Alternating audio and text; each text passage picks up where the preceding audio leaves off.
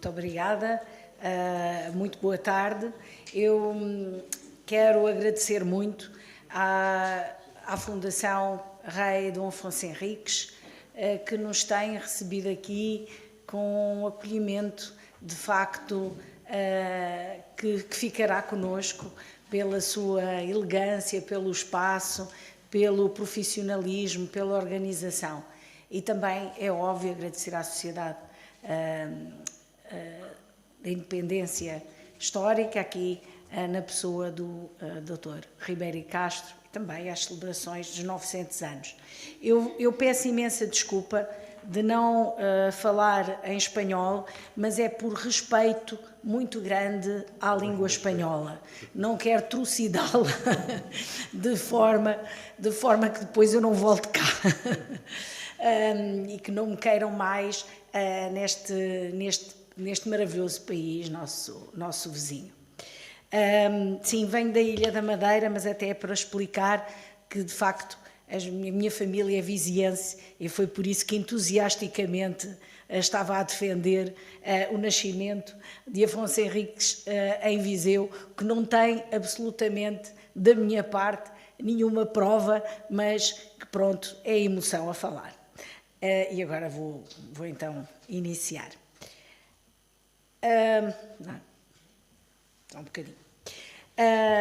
Aquilo que me traz hoje aqui é falar, pensar sobre como a matéria dos cronistas entra na literatura portuguesa numa revisão da história. Eu sei que o meu colega, o professor Filipe Moreira, vai falar sobre os primeiros textos, então eu fui um bocadinho mais além. Mas partindo de um ponto de vista, é que os textos que nos chegaram dos cronistas, que seguem um tipo de história narrativa estruturada a partir da intriga de uma trama, são feitos por cronistas que até podem pensar ou até podem querer chegar à verdade através dos documentos, dos relatos orais, mas que acabam por ser causados também pelo ruído que está à sua volta. De facto, um acontecimento que existe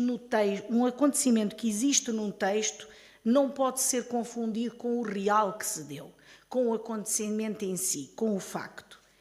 Sabendo da impossibilidade de que tudo o que é contado nas crónicas seja verdade, como leitores muitas vezes vivemos como se isso fosse possível, porque as crónicas contam-nos histórias de um início que tem a ver e que congrega em nós um poder de convergência, porque trata da história, da nossa história, da história pátria. Por isso, temos que ter em conta o esquecimento, a memória que não aceita a falha, a reposição do que não existe e a questão do imaginário. Não se trata, de facto, de um simples registro do passado, mas os textos são um lugar onde se instaura a subjetividade, onde se instaura um espaço de cruzamento de tradições literárias, culturais, históricas, ideológicas, políticas. Não se pode confundir o passado com a memória dele. E isso é ainda mais fundamental quando se trata de responder a uma comunidade imaginada, que instaura uma relação de sinédoque com o seu fundador, a parte pelo todo, o todo pela parte, no caso de Afonso Henriques. Por isso, escrever sobre ela e sobre esse passado é um processo constante de reescrita, como lhe chamou Gabriel Spiegel, como um processo de mitificação com o propósito de consolidação num fim último aglutinador, mas também um processo, como lhe chama Claudie Bernard, de recomposição. Uma recomposição que muitas vezes tem falsas representações que preocupam um pouco o cronista, porque muitas vezes aquilo que lhe interessa é a verdade da emoção. Esta recomposição é feita com o objetivo de legitimar, de questionar, de atuar, de denunciar o presente. Assim, a partir da crença do valor permanente da palavra e da ideia que ela transmite, tendo como intenção, a partir de uso de dispositivos de verosimilhança, didáticos, conjugando um nível de enunciação com o do enunciado, isto é, o esforço persuasivo de um homem que escreve sobre muitos que o leem, vamos confluir numa realidade da vida através de uma mimese, de uma dramatização, chegando até a colocar as personagens a falar, como aqui está, a falar, que é obviamente de todo impossível. Entendamos assim o esforço de atualização, por vezes inconsciente, outras vezes consciente, da matéria que se conta. Aqui, por exemplo, a dramatização. E qual riqueza, Afonso Henriques a falar, e qual riqueza me enviou de Roma para estas hostes que faço sempre, que nunca quedo de dia nem de noite, de guerrear com mouros. E Dom Cardeal, se trazedes algo que me dedes, senão, ide-vos vossa vida. Veja-se então, por exemplo, o que se passa com o episódio de Eurique. Aliás, é muito interessante porque é dele que depois é um dos episódios que depois a literatura recorrerá frequentemente para questionar a figura do primeiro rei e o ser português, a identidade portuguesa. Aqui veja-se nesta quarta crónica breve, que irá falar o Filipe, não roubo esta parte, que é um herdeiro, e aqui nesta quarta crónica breve aparece como um herdeiro da tradição literária do herói clássico e do herói medieval que cumpre um ethos cavaleiresco. Aqui na quarta crónica breve temos Eurique com o mínimo economia de descrição sobre a batalha, são 2 linhas, não temos sequer uma descrição do inimigo, como depois iremos ter, e temos ali aquilo que é importante, que é ides ali em diante. Andando nos anos, em contexto completamente diferente, já a crise de 1383-85, há uma necessidade de aglutinar a tal convergência, entra a aura do maravilhoso. E a aura do maravilhoso, na cronística posterior, constrói uma extraordinariedade do herói, não já como guerreiro, não já até como aquele que se afirma perante os poderes, a mãe, a igreja, os mouros, mas uma extraordinariedade que nos aparece a partir logo da infância. São raras as crónicas europeias que nos falem dos reis na infância, contam toda a genealogia, etc., carregam-lhe todas as coroas anteriores, mas são poucas. Em Portugal temos, de facto, Afonso Henriques, temos a crónica do Condestável, por exemplo, também fala de alguns episódios da infância, mas não são muitas as que falam dos heróis em pequenos. Mas esta fala propositadamente para construir a ideia de um rei escolhido por Deus, não é? A Virgem Maria aparece, a escolha do filho para destruir o inimigo da fé, o gládio material, que depois será um episódio que depois se tornará lenda popular, e é isso que são os dispositivos literários, lenda popular na lenda da Carqueja, por exemplo, que é uma lenda de Viseu, em que a Senhora da Carqueja é colocada por Egas Muniz dentro de um tronco de uma árvore, até que Afonso Henriques fique bem e consiga superar o problema. E depois temos, de facto,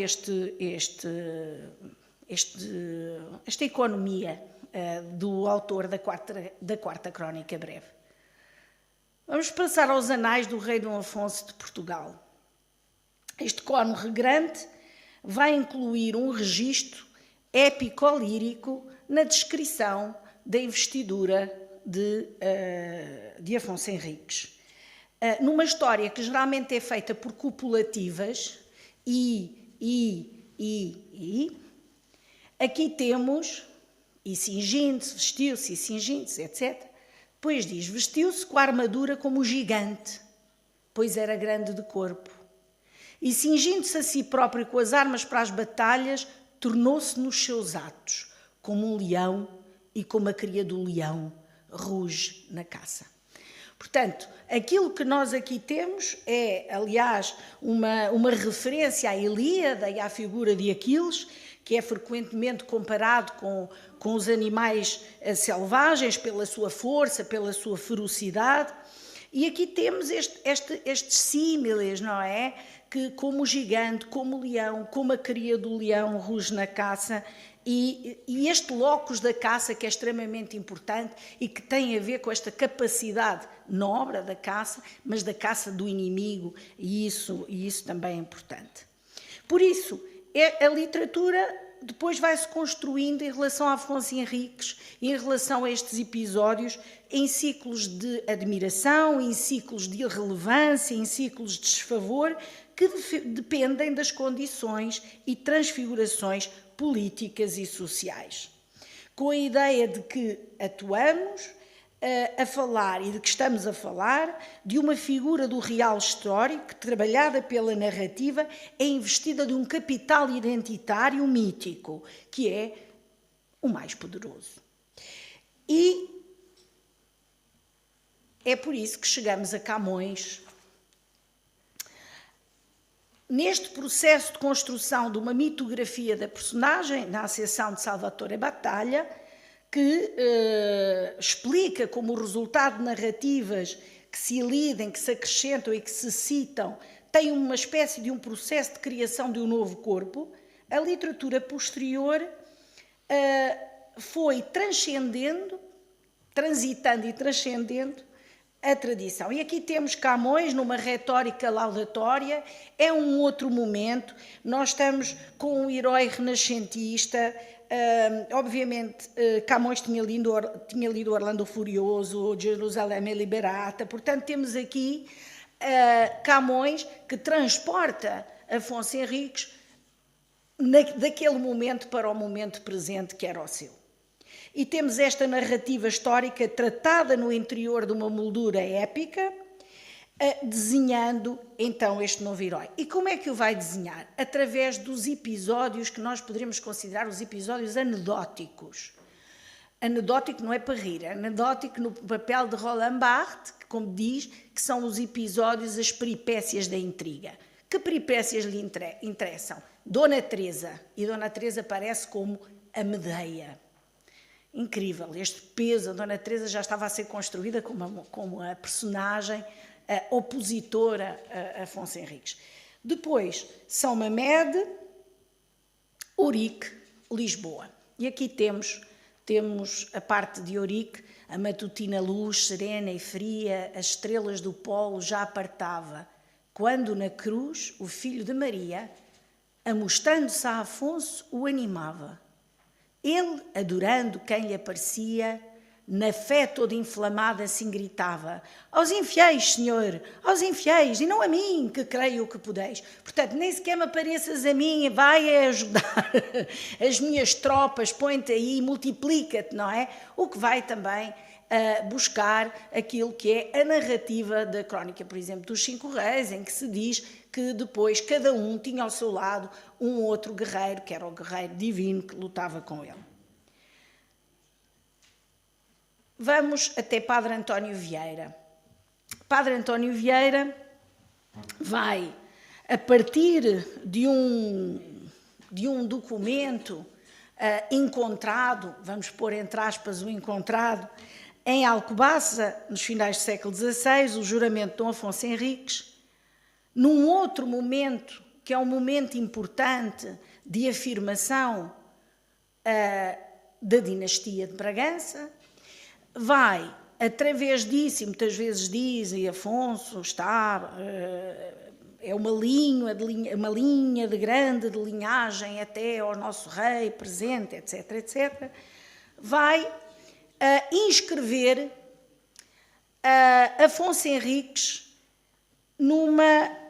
numa ideia de missão de propagação e extensão da fé católica, já num território alargado e pensando na ideia de um quinto império. Afonso Henriques seria o escolhido por Deus, tinha a promessa divina e iria construir esse quinto império. Aliás, como sabem, depois foi buscar as teorias do Bandar, etc., para depois concretizar esta sua ideia.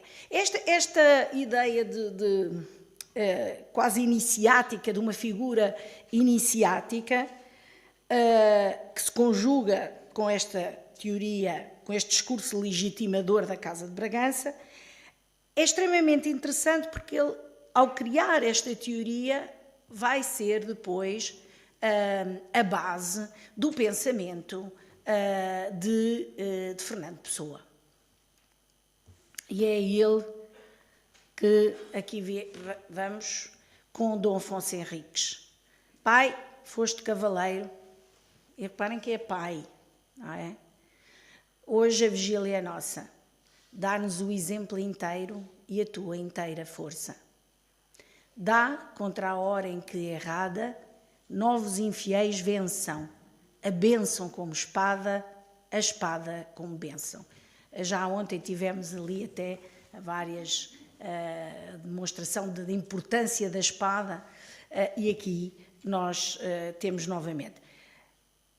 É um momento em que nós já estamos nas vanguardas modernistas, há uma vontade de remitificação da história, é a tradição neste momento europeia da remitificação da história como forma discursiva e também da procura de camadas profundas num projeto nacional. E Fernando Pessoa vai fazer isso através desta função de espelho também com o mundo atual. Não nos esqueçamos que é Fernando Pessoa que escreve Olhar esfíngico e fatal, o Ocidente, futuro do passado. Portanto, nós temos esta ligação profunda entre o passado e o presente, mas a obsessão é o futuro. A obsessão é o futuro. Portanto, uma espécie de passado atualizado que traga, como escreve, tudo pela humanidade, nada contra a nação.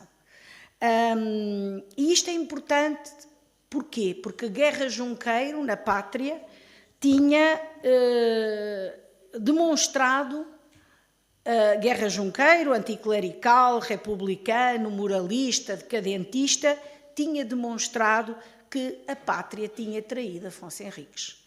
Aquilo que nos tinha dado tinha sido traído. E por isso põe em causa Guerra Junqueiro o nacionalismo laudatório. Fernando Pessoa vai procurar de novo essa imagem e nós vamos ter esta exigência de utopia inseparável da memória histórica. Por isso Fernando Pessoa lê os textos, lê as crónicas, lê tantas e depois aquilo que lhe sai são estas duas quadras que, na sua capacidade minimalista, nos dizem tudo sobre a nação. Este é o lugar da memória coletiva, é o índice fundamental da construção eficaz de uma memória que é uma representação e uma manifestação narrativa de representações ideológicas de um dado grupo. É também um exercício de um poder sobre a memória futura. E citei Ana Isabel Buesco quando diz mesmo um poder sobre a memória futura.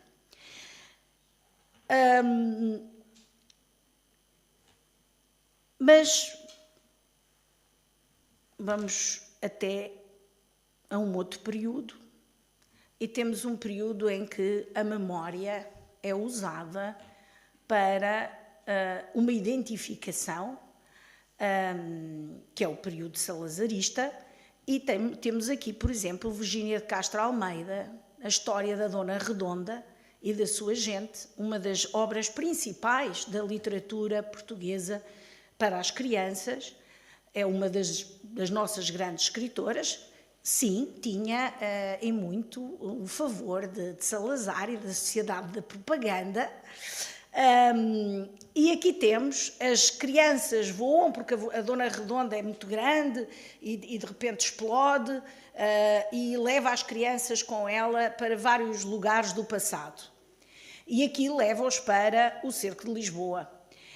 Lá está, é Eurique, Lisboa, leva-os para o Cerco de Lisboa e diz: no alto de uma escadaria, lá estava Dom Afonso Henriques e ao seu lado a bandeira quadrada com a cruz azul.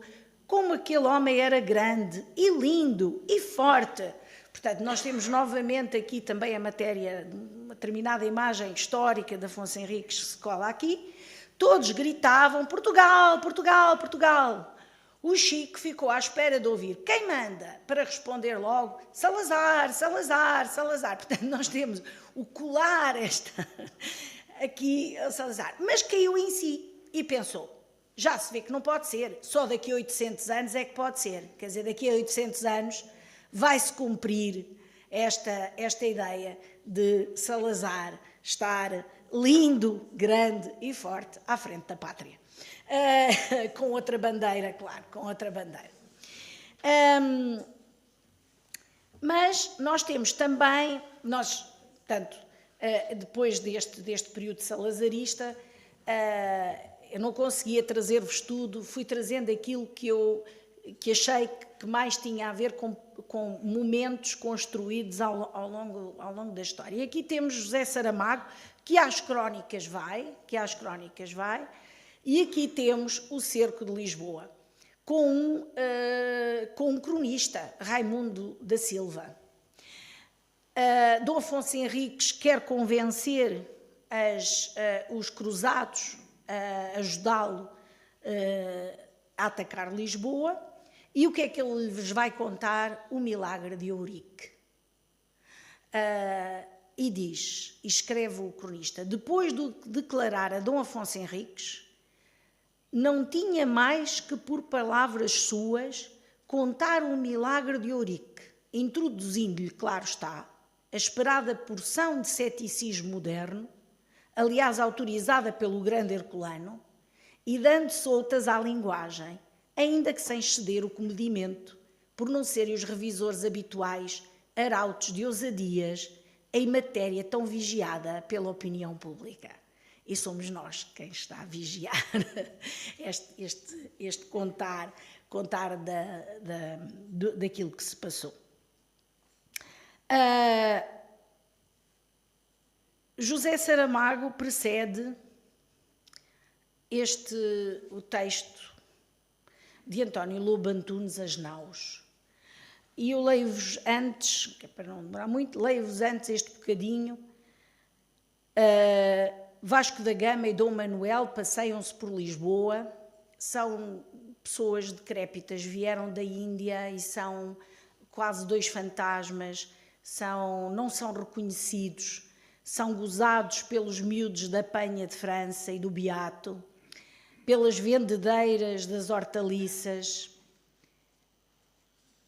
Pararam para uma sanduíche e uma cerveja numa leitaria ao lado de uma bomba de gasolina sob as árvores e avistaram por cima dos telhados velas ancoradas e estandartes de paquetes que gaivotas eternas, as mesmas que assistiram à conquista de Lisboa por Dom Afonso Henriques, cobiçavam. O rei e o navegador, alheios ao cortejo desocupados que os troçava, rindo-se do sceptro e da coroa de lata, caminharam ao comprido do Tejo.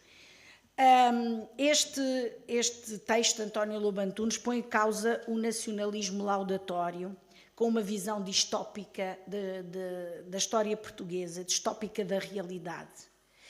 A personagem de Afonso Henriques quase não aparece aqui, ligada a um momento que parece eterno, que não se cumpriu, um Portugal que não se cumpriu, com umas gaivotas eternas, como se nós também estivéssemos parados à volta destas gaivotas eternas, parados em Eurique, parados nos milagres, parados lá atrás numa ideia de um Portugal iniciático, parados.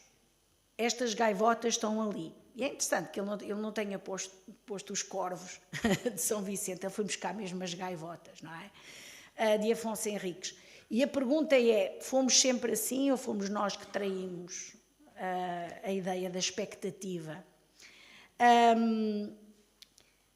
Por oposição à comemoração do passado heroico, é uma espécie de inculcação voluntarista e magistral da memória.